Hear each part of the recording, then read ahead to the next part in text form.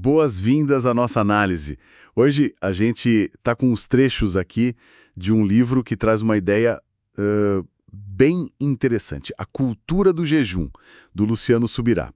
A nossa ideia aqui é mergulhar um pouco na visão desse autor sobre como o jejum, essa prática, né, ela evoluiu, ou na visão dele até regrediu dentro do cristianismo.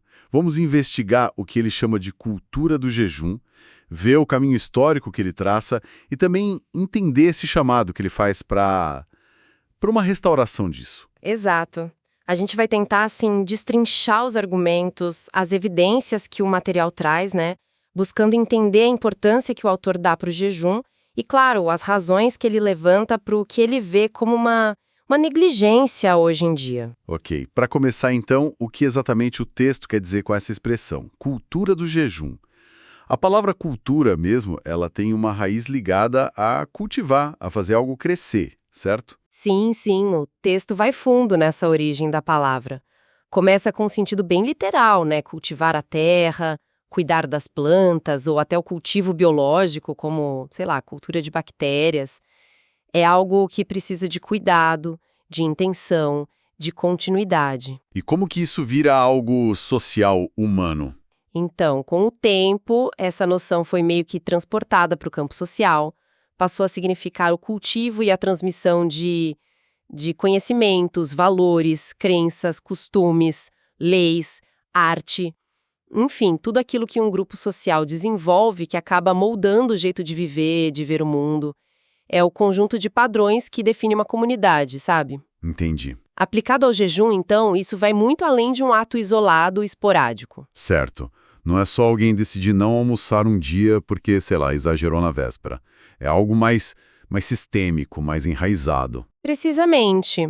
Uma cultura do jejum seria um conjunto, assim, compartilhado de entendimentos, de valores e principalmente de práticas regulares.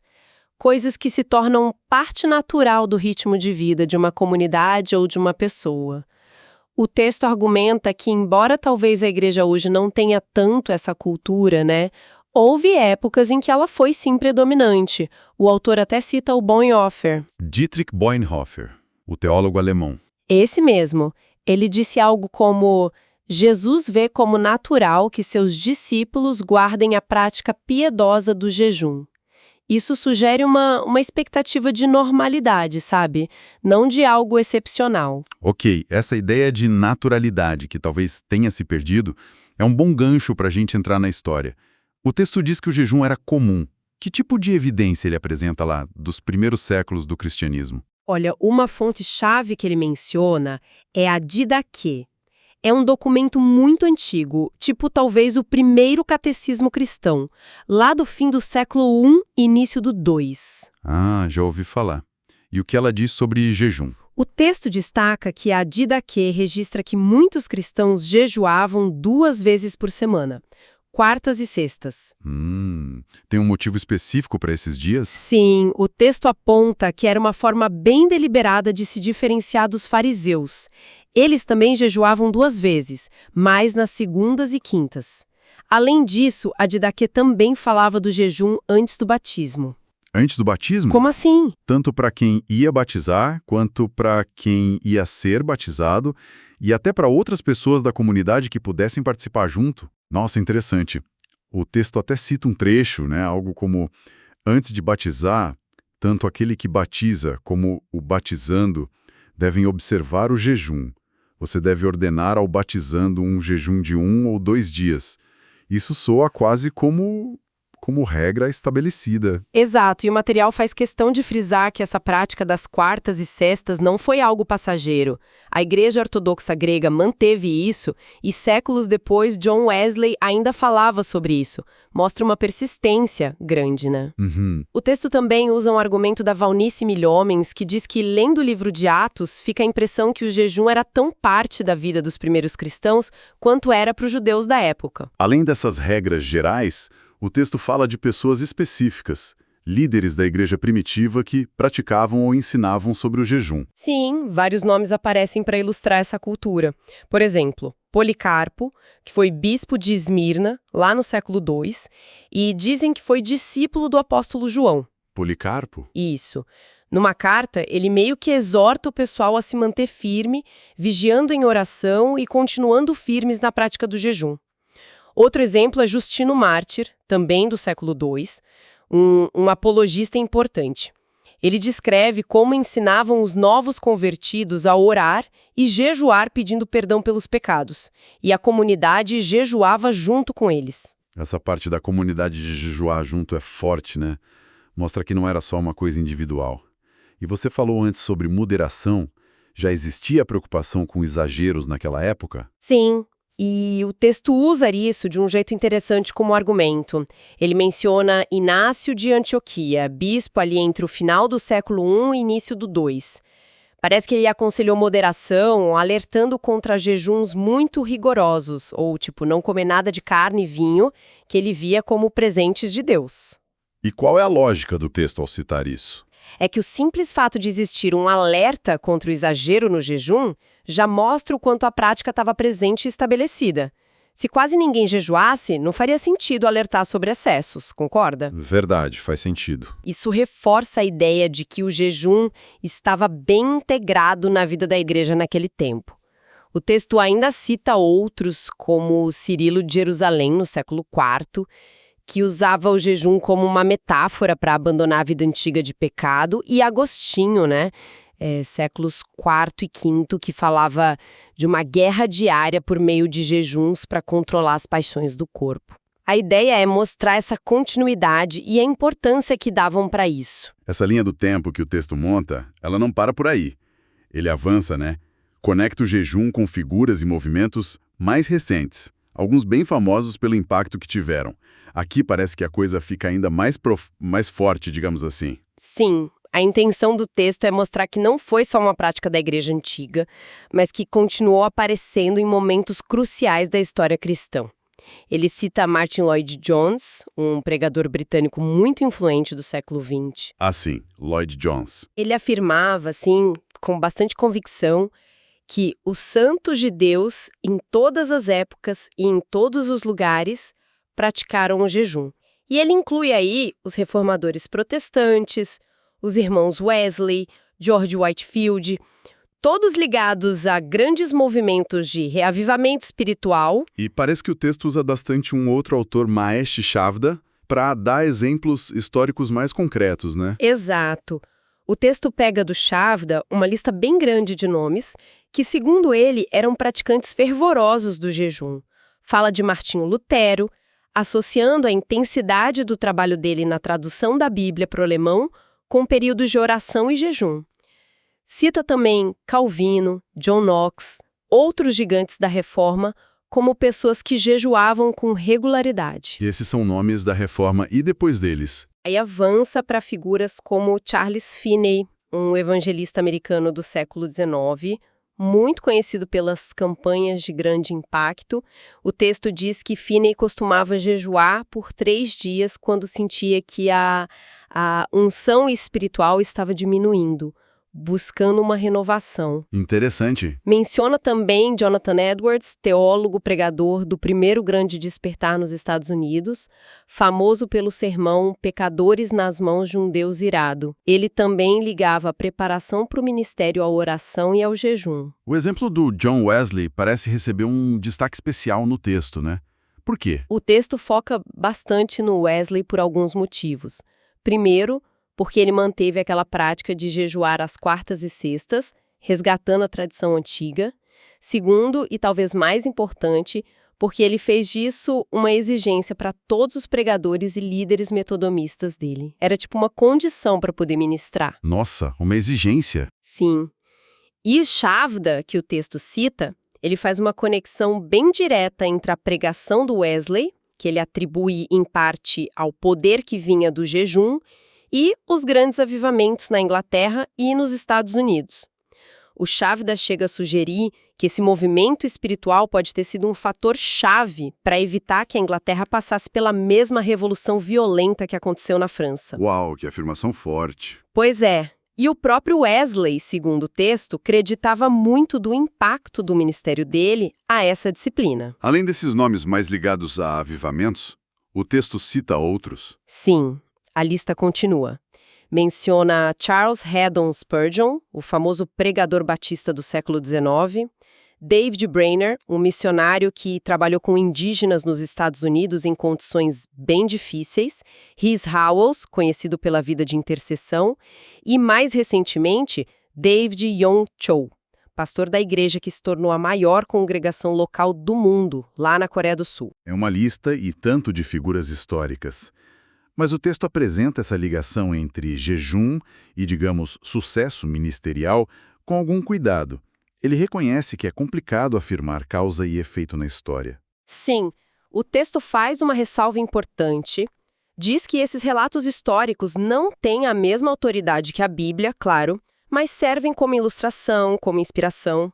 O argumento principal não é tanto provar uma causalidade direta, tipo, jejuou, logo teve sucesso, sabe?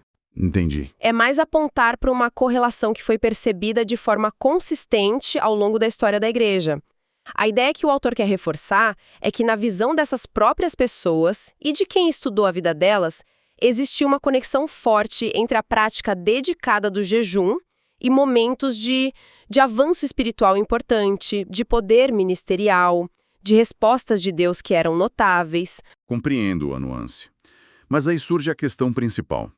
Se o jejum era, segundo o texto, tão comum, tão valorizado por gente de peso e aparentemente ligado a momentos de vitalidade espiritual, por que o autor e outros que ele cita percebem um declínio tão grande? O texto até menciona uma pesquisa do próprio autor que diz que quase 60% dos cristãos entrevistados nunca fizeram um jejum de 24 horas. É um contraste enorme com essa história toda. Essa é exatamente a tensão que o livro explora. O texto aponta para o que o Richard Foster, um autor mais recente sobre disciplinas espirituais, chama de uma ignorância abismal sobre o jejum na nossa geração. O Foster, como apresentado no material, ele identifica duas razões principais para esse declínio. Podemos pensar nelas como dois inimigos que ajudaram a deixar a prática de lado. E quais seriam esses dois inimigos? O primeiro é a má reputação histórica. O Foster argumenta que o jejum ficou meio manchado por causa das práticas ascéticas exageradas, principalmente na Idade Média. O foco teria mudado do propósito espiritual para a forma externa, sabe? Regras muito rígidas, penitências severas, uma associação forte com sofrimento extremo, automortificação. Ah, entendi. Aquela imagem de autoflagelação. Exato. E a cultura moderna que valoriza o bem-estar e rejeita esses excessos acabou, segundo Foster, jogando fora o bebê junto com a água do banho. A gente acaba confundindo o jejum bíblico que busca Deus com essa caricatura medieval. O medo do extremo levou a abandonar a prática. Faz sentido. E o segundo inimigo? É a própria cultura moderna, né? Especialmente a cultura do consumo, da publicidade. A gente é bombardeado o tempo todo com a mensagem de que precisamos comer sempre, que qualquer desejo, qualquer desconforto tem que ser satisfeito imediatamente. A publicidade exalta o prazer, o consumo, a gratificação instantânea.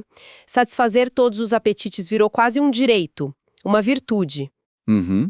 Nessa atmosfera cultural, a ideia de se abster voluntariamente de comida, de negar um apetite básico, parece estranha, né? Contraintuitiva, talvez até prejudicial ou não saudável para a mentalidade que domina.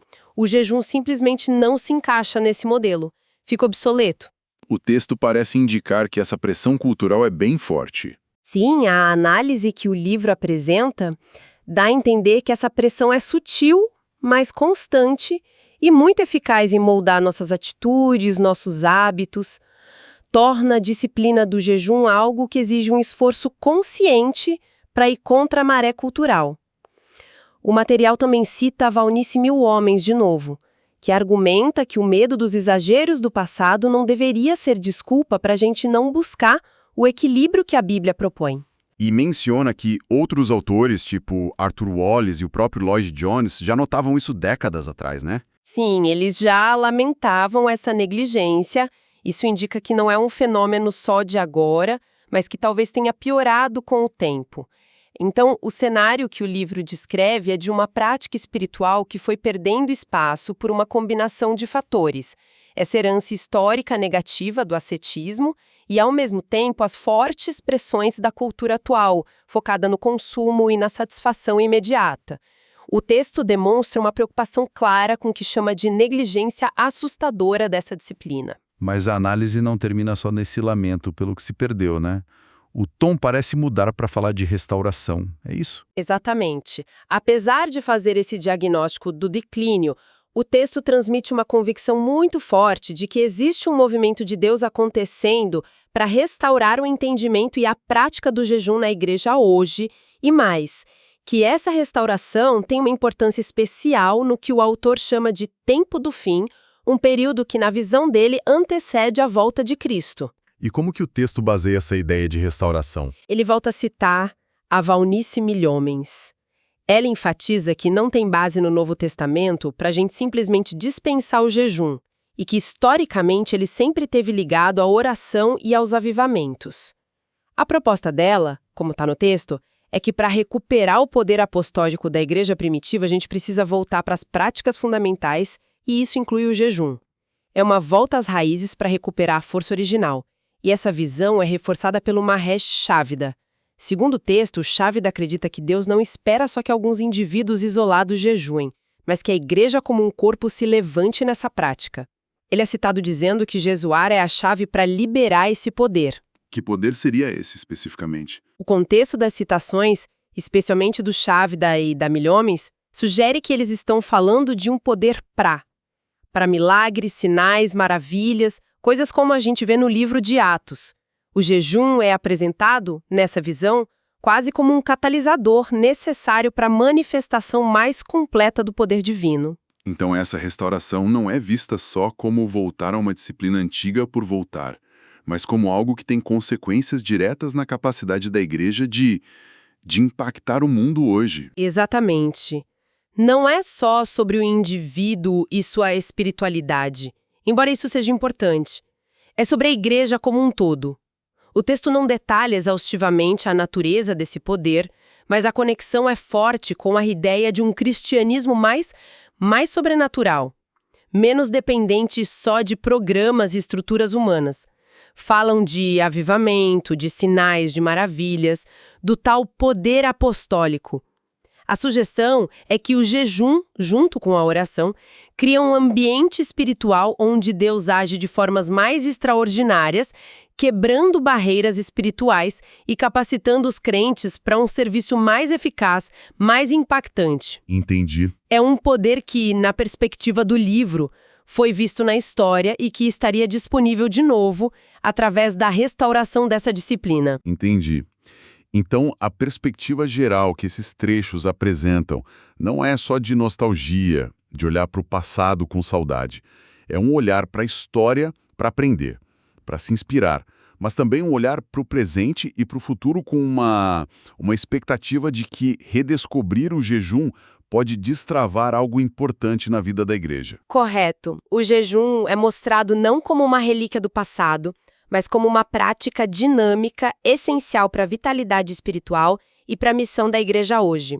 A negligência é vista como uma perda estratégica, sabe? E a recuperação como uma necessidade urgente para quem busca um relacionamento mais profundo com Deus e um impacto maior no mundo.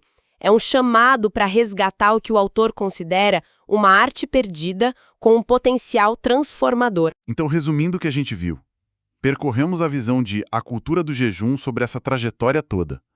De acordo com o material, a prática passou de algo comum e vital na história cristã, entrou em declínio por razões históricas e principalmente pela pressão da cultura moderna. E agora vive um momento em que é um chamado bem forte para sua restauração como disciplina essencial. É isso. A análise do texto deixa muito claro. Na visão do autor, o jejum é bem mais que uma opção de dieta ou um ato de penitência antigo. É uma disciplina espiritual poderosa que historicamente esteve associada a momentos de avanço e profundidade espiritual. A negligência de hoje é vista como um déficit sério e recuperar essa cultura é apresentado como chave para um futuro mais vibrante e espiritualmente potente para a comunidade cristã. E isso tudo nos deixa com uma pergunta para pensar um pouco, né? Indo um pouco além do que o material discutiu. Como o texto sugere, fatores como mudanças culturais, a lembrança de exageros do passado e até a influência da publicidade podem ter contribuído para deixar de lado uma prática como o jejum. Que outras disciplinas ou ênfases espirituais, talvez igualmente importantes em outras épocas, podem estar hoje sendo silenciosamente esquecidas ou mal interpretadas por nós, justamente por causa dos filtros e das pressões da nossa própria cultura, do nosso tempo. Fica aí para a gente refletir.